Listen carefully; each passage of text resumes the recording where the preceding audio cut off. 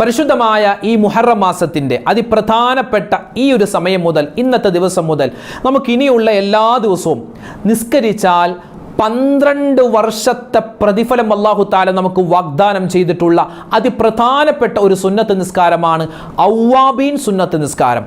ആ നിസ്കാരത്തെ പറ്റി ഇൻഷാ അല്ലാഹ് ഇന്നത്തെ ക്ലാസ്സിൽ എല്ലാം നമുക്ക് പഠിച്ചെടുക്കാം. ഉസ്താദെ, ഞങ്ങൾ ആദ്യമായി കേൾക്കുകയാണല്ലോ അവ്വാബീൻ സുന്നത്ത് നിസ്കാരം. ഇത് ആരാണ് നമുക്ക് പഠിപ്പിച്ചു തന്നത്? ഉസ്താദുമാർ വെറുതെ പറയുന്നതാണോ എന്ന് ചിലർക്ക് സംശയം തോന്നിയേക്കാം. ഇത് നമുക്ക് പഠിപ്പിച്ചത് നബി സല്ലല്ലാഹു അലൈഹി വസല്ലമ തങ്ങളാണ്. നമ്മൾ ദുഹാ നിസ്കരിക്കുന്നു, തഹജ്ജുദ് നിസ്കരിക്കുന്നു, വിത്ർ നിസ്കരിക്കുന്നു. അതുപോലെ നമ്മൾ നിസ്കരിച്ചാൽ ഒരുപാട് പ്രതിഫലങ്ങൾ, ഏകദേശം 10 വമ്പൻ പ്രതിഫലങ്ങൾ അല്ലാഹു തആല നമുക്ക് വാഗ്ദാനം ചെയ്തിട്ടുള്ള അതിപ്രധാനപ്പെട്ട നിസ്കാരമാണ് അവ്വാബീൻ നിസ്കാരം. ആ നിസ്കാരത്തെ പറ്റി ഇൻഷാ അല്ലാഹ് വിശദമായി ഇതിൽ പറയുന്നുണ്ട്. ആദ്യം മുതൽ അവസാനം വരെ കാണാൻ മറക്കണ്ട. അവ്വാബീൻ സുന്നത്ത് നിസ്കാരം, ഉസ്താദെ, അതെപ്പോഴാണ് നിസ്കരിക്കേണ്ടത്? അതിൻ്റെ റക്അത്ത് എത്രയാണ്? അതിൽ ഓതേണ്ട സൂറത്ത് എങ്ങനെയാണ്? അതിൻ്റെ നിയ്യത്ത് എങ്ങനെയാണ്? ഇത് നിസ്കരിച്ചാൽ എന്തെങ്കിലും നേട്ടമുണ്ടോ? തുടങ്ങി ഒരുപാട് സംശയങ്ങൾ ഉണ്ടാവാം. എല്ലാ സംശയങ്ങൾക്കുള്ള മറുപടിയും ഇന്നത്തെ ക്ലാസ്സിലുണ്ട്. ഇത് അവസാനം വരെ കാണണം. ഈ നിസ്കാരം കൃത്യമായി നിസ്കരിക്കാൻ അള്ളാഹു നമുക്ക് തൗഫീഖ് തരുമാറാവട്ടെ. ഇത് അവസാനം വരെ നിങ്ങൾ കണ്ടാൽ ഇൻഷാ അല്ലാഹ് നിങ്ങൾ ഒരിക്കലും മുടക്കാതെ ആ നിസ്കാരം ഇന്നു മുതൽ തുടങ്ങും. അത്രമാത്രം വമ്പൻ പ്രതിഫലങ്ങളാണ് ഈ നിസ്കാരത്തിനുള്ളത്. നമുക്കൊന്ന് കേട്ടാലോ.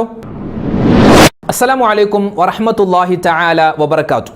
ബിസ്മില്ലാഹിർ റഹ്മാനിർ റഹീം. അൽഹംദുലില്ലാഹി റബ്ബിൽ ആലമീൻ വസ്സലാത്തു വസ്സലാമു അലാ അഷ്റഫിൽ മുർസലീൻ വഅലാ ആലിഹി വസ്വഹ്ബിഹി അജ്മഈൻ. അമ്മാ ബഅദ്. സ്നേഹ ബഹുമാനം നിറഞ്ഞ സത്യവിശ്വാസികളെ, ഉമ്മമാരെ, ഉപ്പമാരെ, അല്ലാഹു സുബ്ഹാനഹു വ തആല നമുക്കെല്ലാവർക്കും സാമ്പത്തികമായ ഭദ്രതയും അതുപോലെ ശരീരത്തിന് ആഫിയത്തും, മരിക്കുന്ന സമയം എപ്പോഴാണോ നമ്മൾ മരിക്കുന്നത് ആ സമയത്ത് ഈമാൻ സലാമത്തായി കെലിമ പറഞ്ഞ് നല്ല സമയത്ത് നല്ല സ്ഥലത്ത് വെച്ച് നല്ല ആളുകളുടെ ഇടയിൽ വെച്ച് നല്ലത് പറഞ്ഞ് എല്ലാവരോടും പൊരുത്തം ചോദിച്ച് നല്ല ആഖിബത്ത്, നന്നായിട്ടുള്ള മരണം നമുക്ക് നൽകി അനുഗ്രഹിക്കുമാറാവട്ടെ. പെട്ടെന്നുള്ള മരണങ്ങൾ, അപകട മരണങ്ങൾ, മോശപ്പെട്ട മരണങ്ങൾ, അപകട മരണങ്ങളെ തൊട്ടെല്ലാം അള്ളാഹു നമ്മളെ സലാമത്താക്കി അനുഗ്രഹിക്കുമാറാവട്ടെ.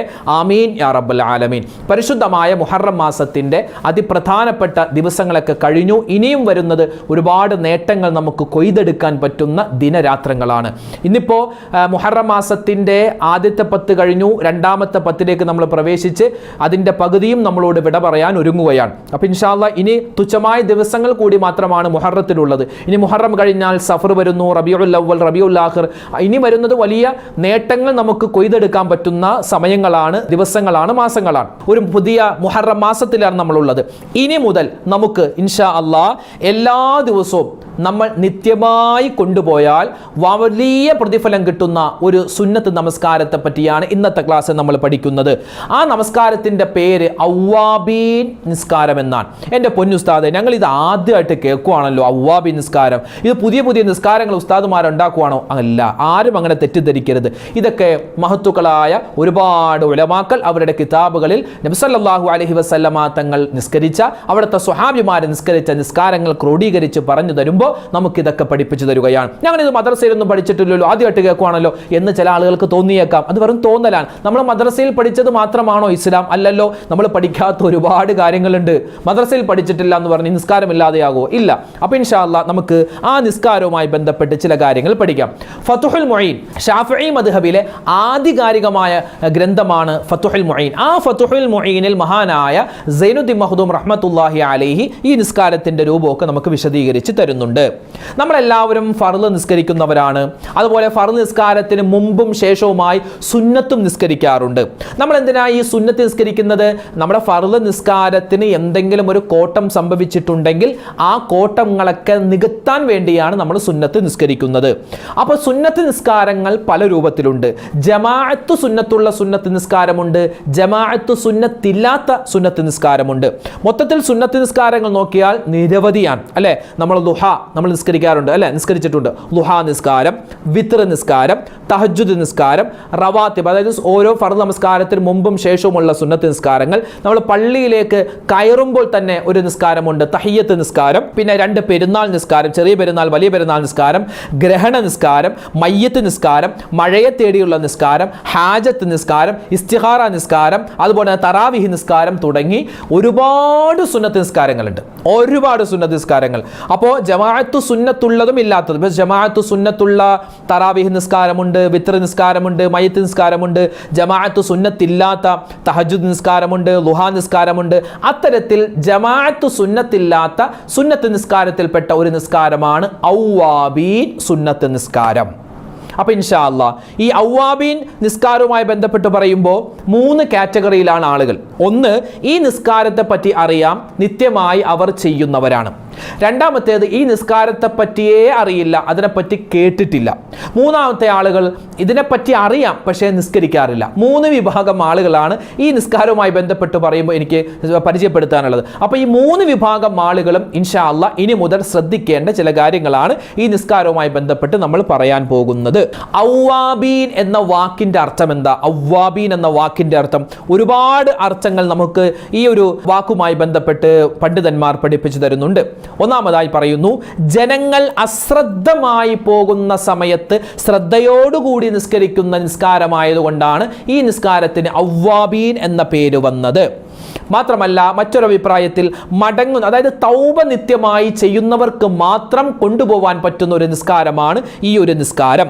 മാത്രമല്ല മറ്റൊരു അഭിപ്രായത്തിൽ സമാധാനപരമായി, തിരക്കുകളൊന്നുമില്ലാതെ സമാധാനപരമായി ആളുകൾ നിസ്കരിക്കുന്ന നിസ്കാരമാണ് ഔവാബീൻ. ഇത് പറയാനുള്ള കാരണം, ഈ നിസ്കാരം നിസ്കരിക്കേണ്ട ടൈം എന്ന് പറഞ്ഞാൽ ഇശാ മഗ്രിബിന്റെ ഇടയിലുള്ള സമയമാണ്.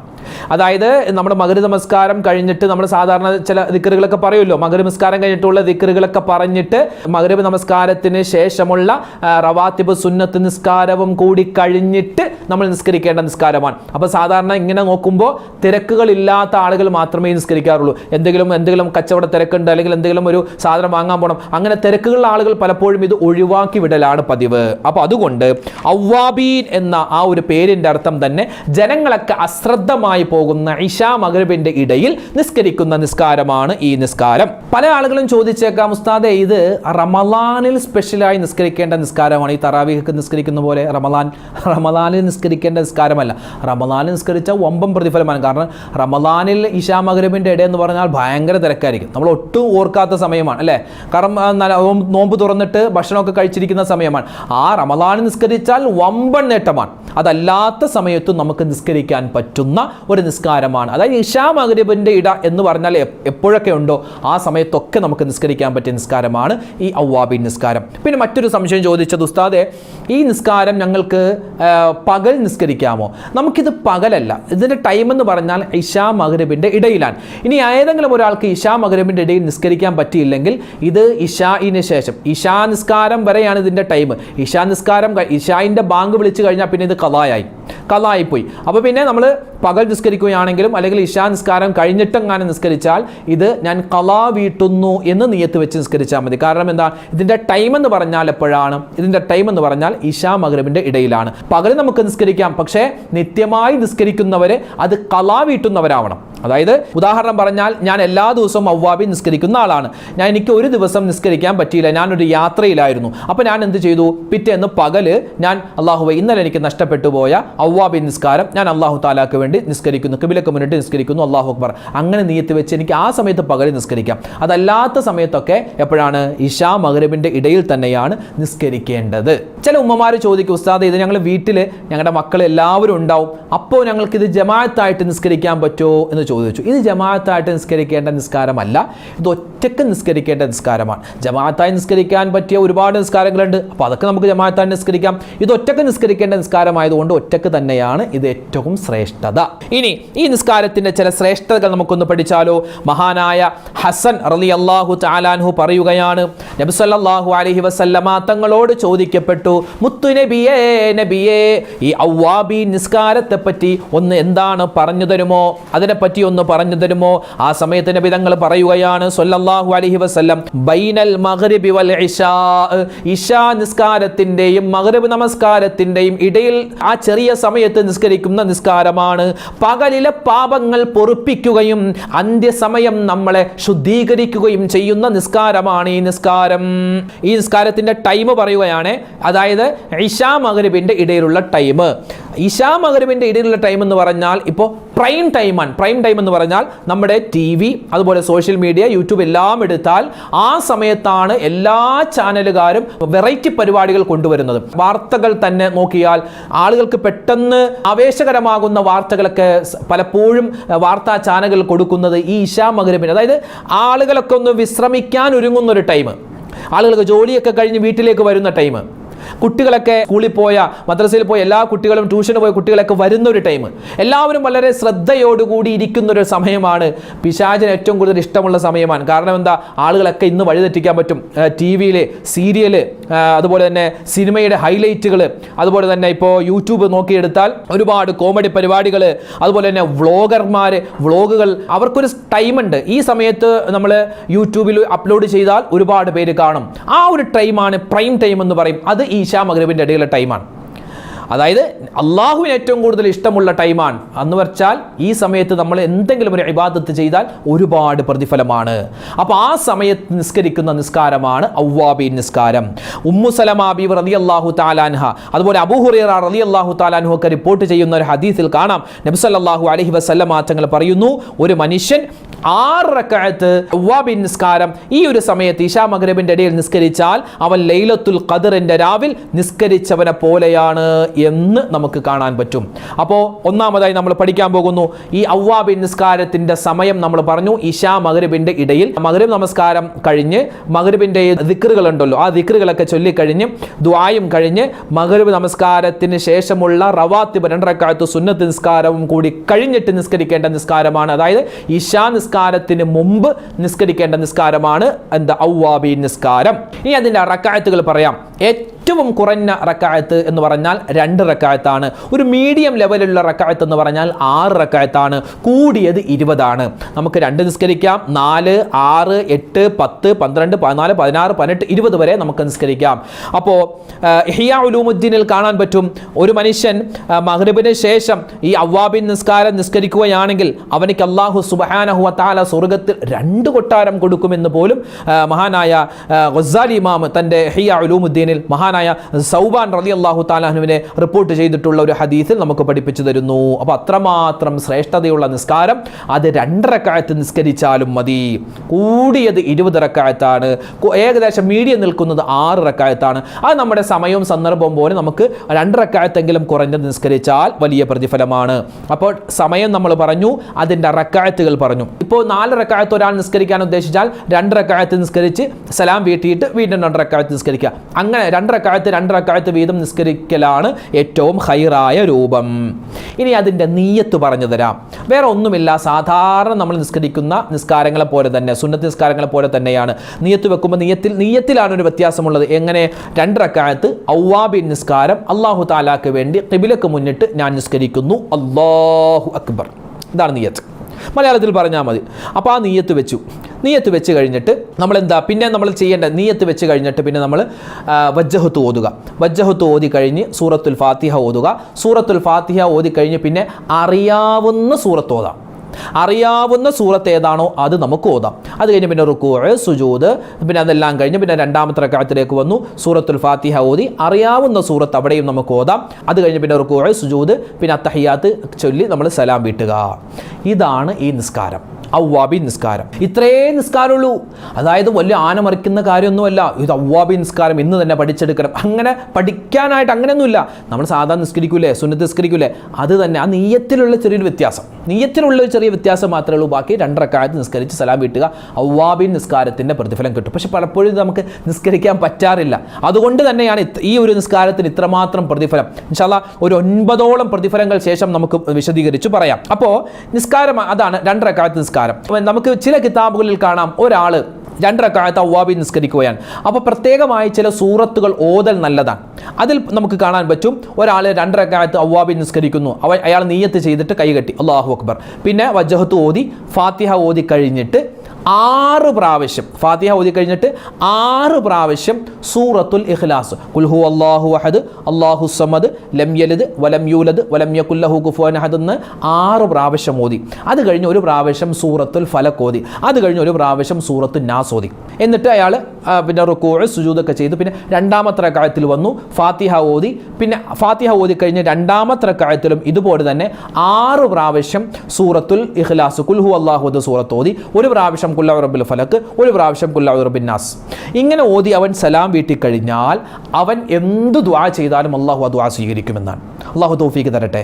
വല്ലാത്തൊരു പ്രതിഫലമുള്ളൊരു നിസ്കാരമാണ് ഈ നിസ്കാരം. ഫതുഹുൽ മുഈനിൻ ഉൾപ്പെടെയുള്ള ഒരുപാട് ഗ്രന്ഥങ്ങളിൽ ഫുഖഹാക്കൾ നമുക്ക് ഈ നിസ്കാരം നമുക്ക് പഠിപ്പിച്ചു തരുന്നു. എത്രത്തോളം നിത്യമായി ഈ നിസ്കാരം നിസ്കരിക്കുന്ന ഒരാൾക്ക് ഇത് ഏതെങ്കിലും ഒരു ദിവസത്തിൽ നിസ്കരിക്കാൻ പറ്റാതെ പോയാൽ അയാൾ ഖളാ വീട്ടൽ പോലും പുണ്യമാണ് എന്ന് നമുക്ക് പഠിപ്പിക്കപ്പെട്ട ഒരു നിസ്കാരമാണ് അവ്വാബീൻ നിസ്കാരം. അപ്പോൾ ചില ആളുകൾ ചോദിക്കും, ഉസ്താദേ ഞങ്ങൾക്ക് ഫർള് നിസ്കാരം ഖളാ ഉണ്ട്, അതുകൊണ്ട് ഞങ്ങൾക്ക് ഈ അവ്വാബീൻ നിസ്കരിക്കാൻ പറ്റുമോ എന്ന് പല ആളുകളും ചോദിച്ചേക്കാം.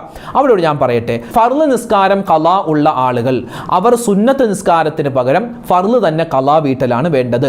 അതായത് ഇപ്പം നമുക്ക് ഏതെങ്കിലും ഒരു സുന്നത്ത് നിസ്കരിക്കാൻ തോന്നിയാൽ നമ്മൾ ആ സമയത്ത് എന്ത് ചെയ്യുക, ഫർള് നിസ്കാരം ഖളാ വീട്ടുക. അങ്ങനെ ഫർള് നിസ്കാരം ഖളാ വീട്ടുമ്പോൾ നമുക്ക് ഫർള് നിസ്കാരം ഖളാ വീട്ടിയ കൂലിയും കിട്ടും. പിന്നെ ഏത് നിസ്കാരമാണോ നമ്മൾ സുന്നത്ത് നിസ്കരിക്കാൻ കരുതിയത് ആ നിസ്കാരത്തിൻ്റെ പ്രതിഫലവും കിട്ടുന്നതാണ്. കാരണം നമുക്ക് ആ സുന്നത്ത് നിസ്കരിക്കാൻ വലിയ താല്പര്യമുണ്ടായിരുന്നല്ലോ, പക്ഷെ ഫർള് നിസ്കാരം ഖളാ ഉള്ളത് കൊണ്ടല്ലേ നമുക്ക് നിസ്കരിക്കാൻ പറ്റാതിരുന്നത്. അതുകൊണ്ട് ഫർള് നിസ്കാരം ഖളാ വീട്ടുമ്പോൾ ഖളാ വീട്ടിയ പ്രതിഫലവും കിട്ടും, അതോടൊപ്പം തന്നെ ആ സുന്നത്ത് നിസ്കാരത്തിൻ്റെ കൂലിയും കിട്ടും. പിന്നെ ഫർള് നിസ്കാരം ഖളാ ഉള്ളവർ സുന്നത്ത് നിസ്കരിക്കാതെ ഫർള് തന്നെ ഖളാ വീട്ടലാണ് വേണ്ടത്. ഇനി ഏതെങ്കിലും ഒരു ഫർള് നിസ്കാരം ഖളാ ഉള്ള ആൾ, അല്ലെങ്കിൽ ഏതെങ്കിലും ഒരു ഉമ്മ, ഏതെങ്കിലും ഒരു വാപ്പ അയാൾ സുന്നത്ത് നിസ്കരിച്ചാൽ സുന്നത്ത് നിസ്കാരം ശരിയാകും. സുന്നത്ത് നിസ്കാരം ശരിയാകും, അതിന് പ്രതിഫലവും കിട്ടും, കൂലിയും കിട്ടും. പക്ഷെ അവിടെ ചെയ്യേണ്ടത് എന്താണ്? ഫർള് നിസ്കാരം ഖളാ വീട്ടലാണ്. പിന്നെ അപ്പോൾ ഏകദേശം അതിൻ്റെ സമയം പറഞ്ഞു, അതിൻ്റെ റക്അത്ത് പറഞ്ഞു, അതിൻ്റെ സൂറത്ത് പറഞ്ഞു, അതിൻ്റെ നിയ്യത്ത് നമ്മൾ പറഞ്ഞു. ഇനി അതിൻ്റെ ചില പ്രതിഫലങ്ങൾ കൂടി നമുക്കൊന്ന് കേൾക്കാം. പല ഹദീസുകളിലും മഹത്തുക്കൾ നമുക്ക് പഠിപ്പിച്ചു തരുന്ന ഈ അവ്വാബി നിസ്കാരത്തിൻ്റെ കൂലിയാണ്, പ്രതിഫലമാണ്. കേട്ടോ. ഒന്ന്, നബി സല്ലല്ലാഹു അലൈഹി വസല്ലമ തങ്ങളുടെ ഹദീസിൽ നമുക്ക് കാണാൻ പറ്റും, അല്ലാഹു സുബ്ഹാനഹു വ തആല ഈ നിസ്കാരം കൃത്യമായി നിസ്കരിക്കുന്ന ആളുകൾക്ക് അയാളുടെ പാപങ്ങളെല്ലാം പുറത്തു കൊടുക്കുന്നതും മാത്രമല്ല 2 മലക്കുകളെ ഇവനിക്ക് വേണ്ടി ഏൽപ്പിക്കും. ആ 2 മലക്കുകൾ ഇവനിക്ക് വേണ്ടി നിരന്തരം ഇങ്ങനെ ദുആ ചെയ്തുകൊണ്ടിരിക്കുന്നതാണ്. രണ്ടാമത്തെ പ്രതിഫലം മസ്ജിദുൽ അഖ്സ, 3 പള്ളികളാണ് പ്രധാനപ്പെട്ട പള്ളികൾ. 1 മക്കത്തെ പള്ളിയാണ്, 2 മദീനത്തെ പള്ളിയാണ്, 3 ഫലസ്തീനിലെ ബൈത്തുൽ മുഖദ്ദസാൻ. ആ ബൈത്തുൽ മുഖദ്ദസിൽ ലൈലത്തുൽ ഖദ്റിനെ കരസ്ഥമാക്കിയവനെ പോലോത്ത ഒരു പ്രതിഫലം അല്ലാഹു ഇവനിക്ക് കൊടുക്കുന്നതാണ്. മൂന്നാമത്തെ പ്രതിഫലമോ 12 വർഷം ഇബാദത്ത് ചെയ്തവനെ പോലോത്ത കൂലി അല്ലാഹു കൊടുക്കുമെന്ന് ഇബ്നു മാജ തങ്ങൾ റിപ്പോർട്ട് ചെയ്യുന്ന ഹദീസിൽ കാണാം. നാലാമത്തെ പ്രതിഫലമോ 50 വർഷത്തെ പാപങ്ങൾ അല്ലാഹു തആല പുറത്തു കൊടുക്കുമെന്ന് മുഖ്തസർ എന്ന കിതാബിൽ ഇമാം മർവസി തങ്ങൾ പറയുന്നുണ്ട്. അവ്വാബി നിസ്കരിച്ചാൽ കിട്ടുന്ന പ്രതിഫലം ഒരുപാടുണ്ട്. അഞ്ചാമതായി കാണാം സ്വർഗത്തിൽ 2 വീട് കിട്ടുമെന്നും കാണാം. ബനല്ലാഹു ലഹു ബൈതം ഫിൽ ജന്ന, ഒരു വീട് കിട്ടുമെന്നും മറ്റൊരു ഹദീസിലുണ്ട്. ആറാമത്തെ പ്രതിഫലം എന്തെന്നറിയോ? എന്താണ്? തൊബറാനി തങ്ങൾ റിപ്പോർട്ട് ചെയ്യുന്ന ഹദീസിൽ കാണാം, സമുദ്രത്തിന് സമാനമായി അവൻ തെറ്റുകൾ ചെയ്തിട്ടുണ്ടെങ്കിലും അള്ളാഹു അവനിക്ക് പുറത്തു കൊടുക്കുന്നതാണ്. ഏഴാമത്തെ പ്രതിഫലം ഇമാം ബഗവി തങ്ങൾ ശറഹുസുന്ന എന്ന കിതാബിൽ പറയുന്നു, തുടരെയായി ജിഹാദ് ചെയ്തവനെ പോലെയോത്ത ഒരു പ്രതിഫലം അള്ളാഹു അവനിക്ക് കൊടുക്കുന്നതാണ്. എട്ടാമത്തെ പ്രതിഫലം 6 റക്അത്ത് ഒരു മനുഷ്യൻ നിത്യമായി ഈ ഒരു നിസ്കാരം നിസ്കരിച്ചു കഴിഞ്ഞാൽ, അവ്വാബി നിസ്കരിച്ചാൽ ലൈലത്തുൽ ഖദ്ർ കിട്ടിയവനെ പോലോത്ത പ്രതിഫലമാണ്.